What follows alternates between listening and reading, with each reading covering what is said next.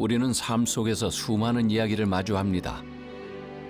역사 속에 기록되어 지금까지 전해지는 이야기가 있는가 하면 누군가의 마음속에만 남아 소소한 추억이 되는 이야기도 있습니다. 어떤 이야기엔 시절의 먹과 기운이 담겨 있기도 하죠. 그 많은 이야기들이 켜켜이 쌓여온 길을 무작정 따라가다 보면 울고 웃고 사색에 잠기며 일상에 지친 나를 달랠 수 있을 겁니다. 길에서 수많은 이야기를 만나왔던 우리, 이젠 섬으로 떠나볼까 합니다.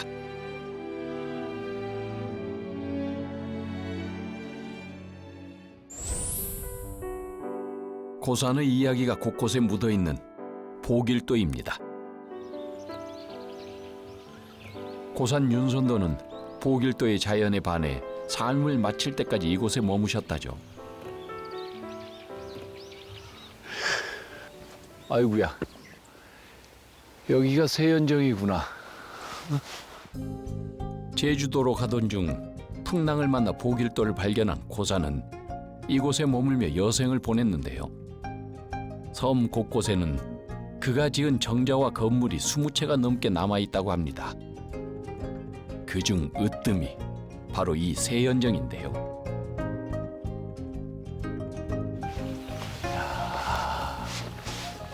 그는 보길도에서 아름다운 자연과 함께 자신만의 세상을 만들었습니다. 이 정말 바닥에 핀 동백, 나무에 핀 동백이 서로 어우러져서 너무 이쁩니다. 내 마음이 그냥 쿵닥쿵닥쿵닥. 아이고, 이 자연의 몸이 저절로 씻기는 것 같네.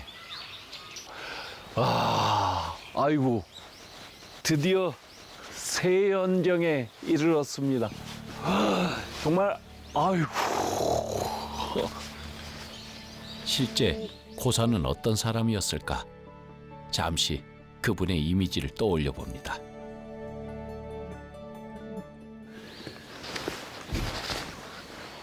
이야, 사방에 풍경이 달라. 여긴 무릉도원이네, 무릉도원. 복잡한 세상과 멀어지기 위해 떠났던 길. 그 길에서 고산은 보길도란 이상향을 찾은 셈입니다. 사람의 운명은 참으로 알 수 없는 것이죠. 이젠 잠시 저도 그가 누렸던 호사를 누려보겠습니다. 그때가 당파가 엄청 심할 때였잖아요. 고산 선생의 심성에는 견딜 수 없는 싸움이었을 거고, 그걸 이 자연만이 그 양반을 품어낼 수 있었을 것 같아. 몸이 아프지 않는 한 하루도 빠짐없이 이곳을 찾았다는 고산 선생. 아름다운 풍경 속에서 그가 즐기던 풍류가 전해집니다.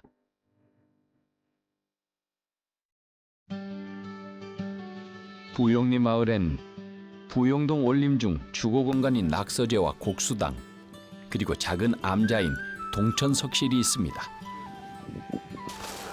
올라가는 길이 참 기가 막힙니다. 예.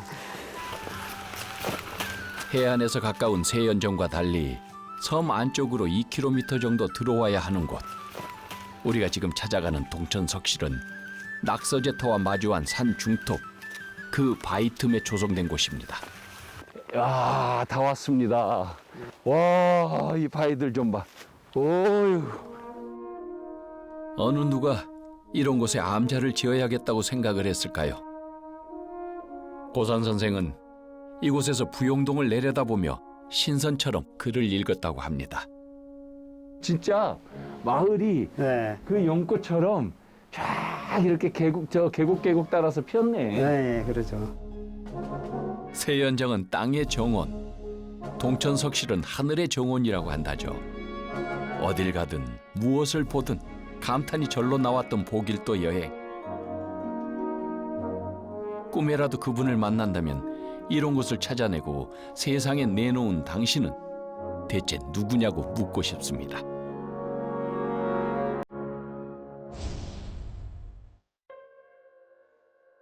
시원한 바람과 바닷내음을 가르며 완도항에서 출발한 여객선은 약 50여 분이 지나 작은 항구에 우리를 내려줍니다. 청산면의 대표섬 청산도입니다. 하늘, 산, 바다가 사시사철 푸른 이 섬에 붙여진 이름 청산. 그 이름이 전혀 과하지 않을 정도로 아름답습니다.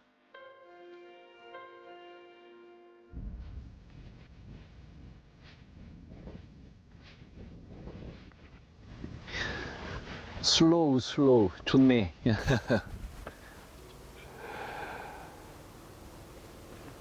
이 청산도가 시간이 느리게 간다더니 정말 느리게 갔네.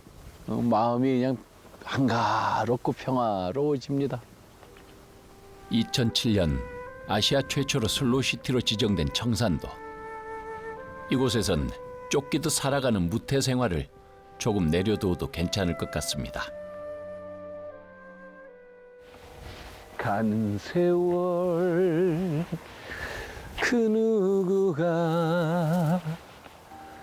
잡을 수가 있나요?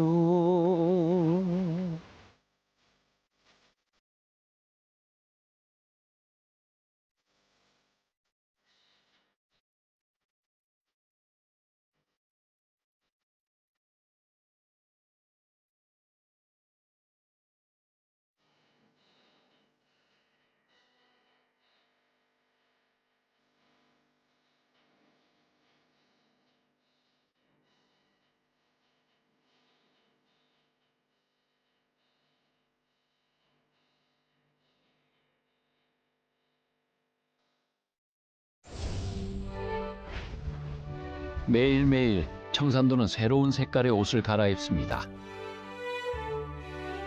푸릇한 청보리가 섬을 가득 채우는가 하면 어느 날엔 샛노란 유채가 청산도를 찾는 이를 먼저 반기죠.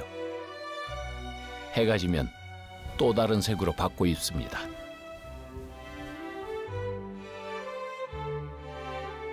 저녁 노을이 아쉽기만 한 건 아닙니다.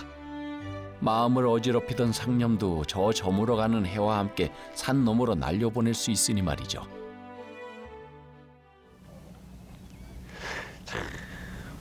언젠가부터 저 노을이 좋아졌어. 저렇게 맑게 잘 져야 되는데 인생도. 작은 소원을 지는 해에 띄워보냅니다.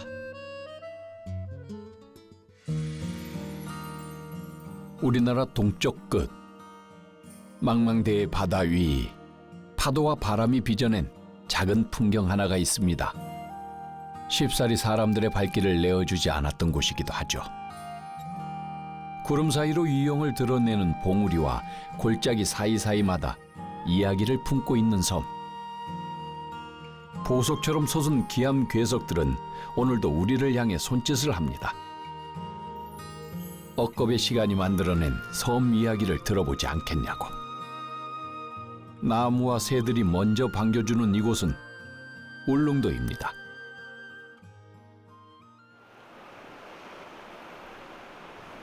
바다를 곁에 두고 걷다 보면 울릉도의 비경이 한눈에 들어오는데요.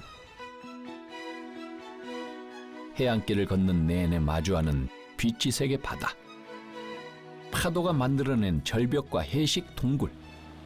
감히 자연이 아니면 만들 수 없다는 경외감마저 느끼게 하는데요. 우와. 아니, 울릉도가 아니면 어디서 이런 멋진 산책을 할 수 있겠어요. 야, 바다와 기암 괴석과 갈매기에 가는 길길이 다 달라지니까 오유, 여기 산책을 하루 종일 해도 질리지 않겠어. 구불구불한 해안을 따라 만들어진 길은 발걸음을 뗄 때마다 다른 풍경을 만들어 눈앞에 펼쳐줍니다. 우와. 이 동굴을 나오니까 협곡 사이로 비경이 펼쳐지네, 비경. 와. 아니, 세상 어디에 또 이런 기가 막힌 산책로가 어디에 있겠어요?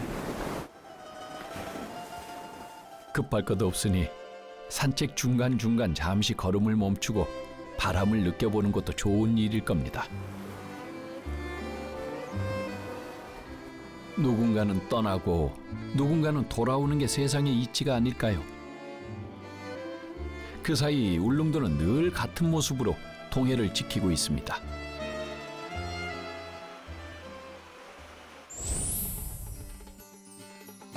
이정표가 이끄는 대로 발길을 옮겨보는데요.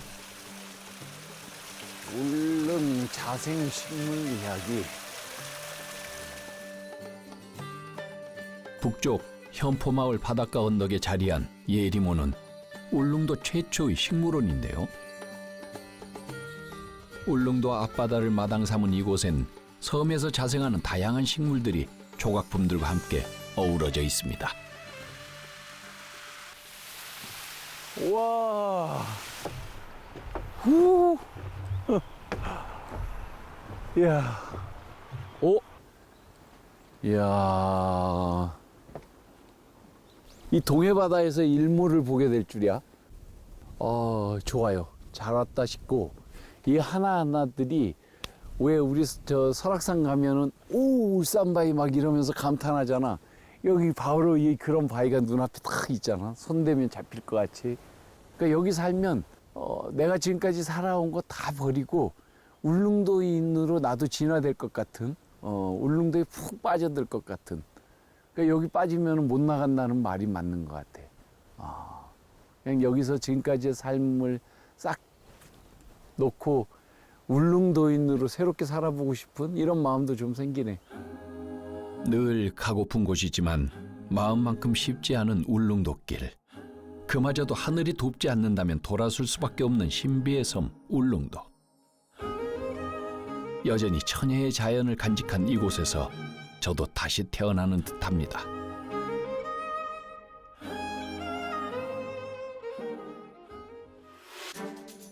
이른 아침 눈을 뜨자마자 들른 곳은 울릉도 북동쪽에 자리한 관음도입니다. 지금은 그 많던 깍새는 멀리 떠나고 괭이 갈매기와 자생하는 야생식물만의 세상이 된 무인도입니다. 이런 경치가 매일 눈 뜨면 볼 수 있는 일상이 된다는 건 상상만으로도 설레어지는데요.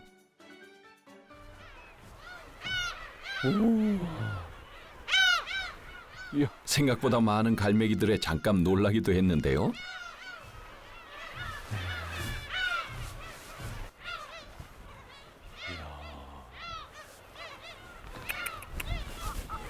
부르면 올 것 같기도 한데요.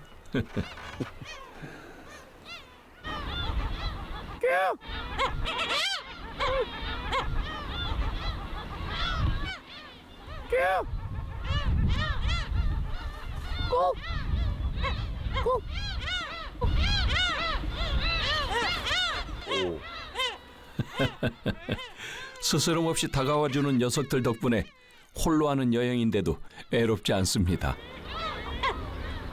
이 녀석들과 무슨 얘기를 했는지는 비밀입니다.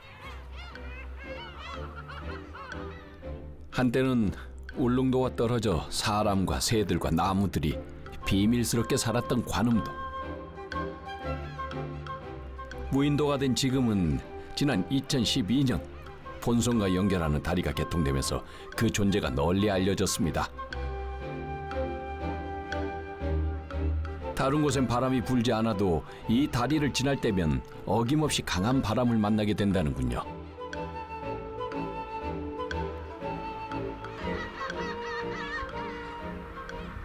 근데 갈매기들은 이 울음소리가 조금 왠지 좀 구슬퍼요. 그래서 갈매기를 소재로 한 그런 책들이 나오는 것 같아. 이렇게 쟤네들 매력에 빠져들면서 왠지 뭔가를 이렇게 찾는 듯한 느낌. 잘 들어보면 참 애절하고 간절해. Remember the humming sound is passing by, the tears we have held back, all the dreams that I have lost in the precious days. Just keep on dreaming and dreaming, wanting the faded paradise.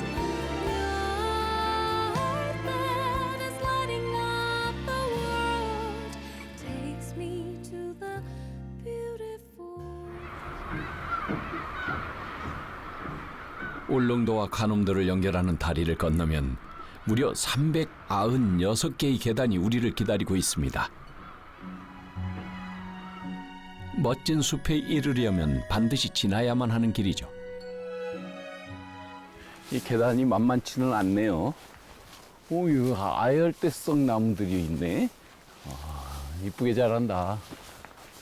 또 바다만 보다가 이 나무 숲길에 들어오니까는 그런 묘미가 또 있네.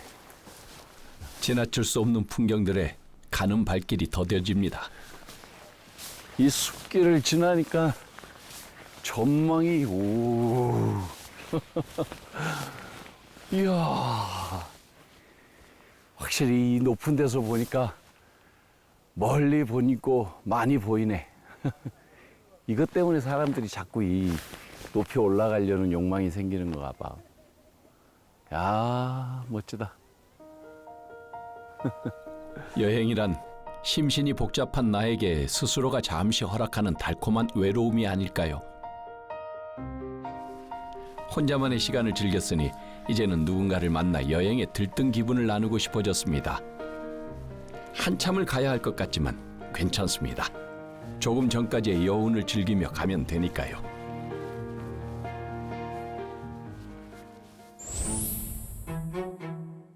좀 특별한 곳에 가볼 계획입니다. 기다리는 줄이 꽤 긴데요. 네, 어디 좀 가려고요. 우리나라 최애 동단, 독도, 울릉도 동남쪽 백길 따라 200리, 외로운 섬 하나 새들의 고향, 거기 갑니다. 설레는 가슴 안고 드디어 독도를 향해 출발합니다. 배를 타고 가는 내내 설렘과 걱정이 교차하는데요. 지금은 괜찮다 해도 바닷길은 언제나 예측 불허.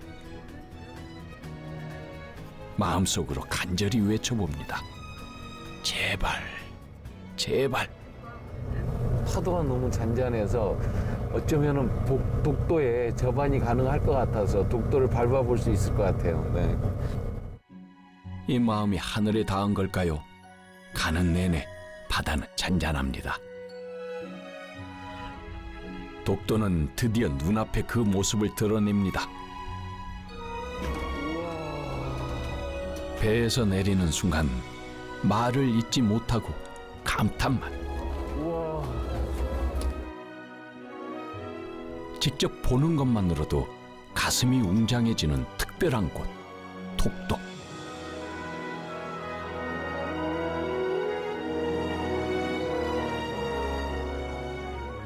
내가 여기로 와보다니 눈물 날라고 그래. 말을 못하겠어. 독도 방문객들에게 허락된 시간은 약 40분 남짓. 바위들이 되게 다 신기하게 생겼어. 같은 바위인데 얘 너무 다르고. 숙연한 기분에 괜히 목소리도 낮아지는군요. 한번 만져보자. 460만 년 전 세월이 만든 그대로를 만날 수 있는 독도. 손끝에도 그 기억을 남기고 싶어 독도와 손을 마주해 봅니다.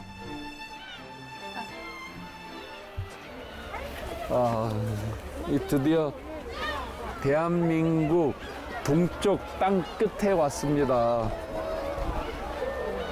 여기가 우리나라의 동쪽 땅 끝, 독도. 생각했던 것보다 너무 멋지네요.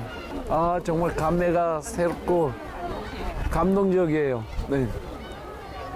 여기 누가 뭐래도 우리 거죠. 우리 땅이고. 육지와 너무 멀어서인가요? 홀로 외로운 섬 독도는 동도와 서도 이렇게 두 개의 바위섬으로 서 있는데요. 저 바위들이 다 절경이야, 절경. 네. 우리 왜 애국가 나올 때 나오는 화면 중에 촛대바위 있죠, 독도. 독도 촛대바위가 저기 저렇게 우뚝 솟아 있고요. 독도의 여러 바위와 봉우리엔 모양과 역할에 따라 각각의 이름이 붙여져 있는데 대한민국 영토임을 알리는 서도의 대한봉, 해발 168m의 대암봉은 동도보다 경사가 가파르고요. 어민들이 이 바위에서 미역 채취를 많이 해서 붙여진 미역바위. 봉우리 모습이 마치 선비들이 쓰던 탄건과 비슷하다고 해서 탄건봉. 그리고 바위를 북쪽에서 바라보면 마치 한반도의 모양과 닮았다는 한반도 바위. 여기 오니까 애국자가 된 것 같아. 독도는 왠지 모르게 마음이 들끓게 하는 섬이더군요. 독도를 찾는 이라면 누구나 다 비슷한 마음이겠죠. 이곳에서 만난 절경과 사람들, 머릿속을 가득 채웠던 뜨거운 생각들 모두가 아주 오래도록 기억에 남을 것 같습니다.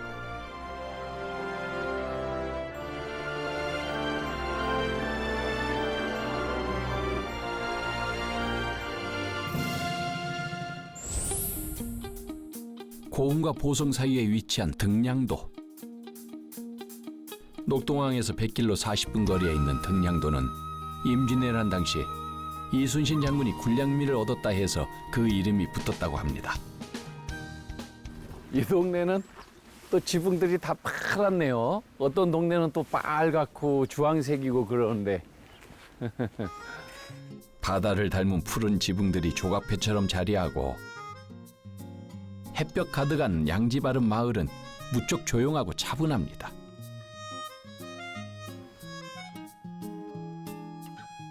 확실히 좀 오래된 동네는 이렇게 좀 나무 그늘이 굉장히 큰 역할을 해. 이런데 이제 여기 동네 분들 다 지금 모이셔서 정도 나누고 삶도 나누고. 불현듯 고향 동네에 있던 팽나무가 생각납니다.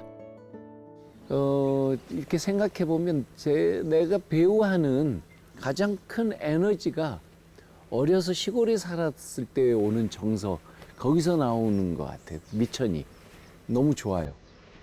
그 시절이 참 좋았던 것 같아. 내 인생 중에 가장 행복했던 시기가 아니었나 싶어.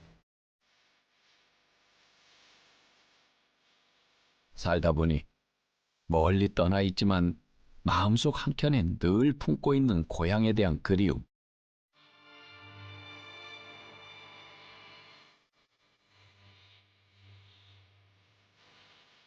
이렇게 등량도에 오니 왜 이리도 고향 마을이 생각나는지요. 사는 것에 쫓겨 잠시 잊고 있던 추억들이 하나둘씩 떠오르는 것만으로도 이번 여행은 그 역할을 다한 것 같습니다.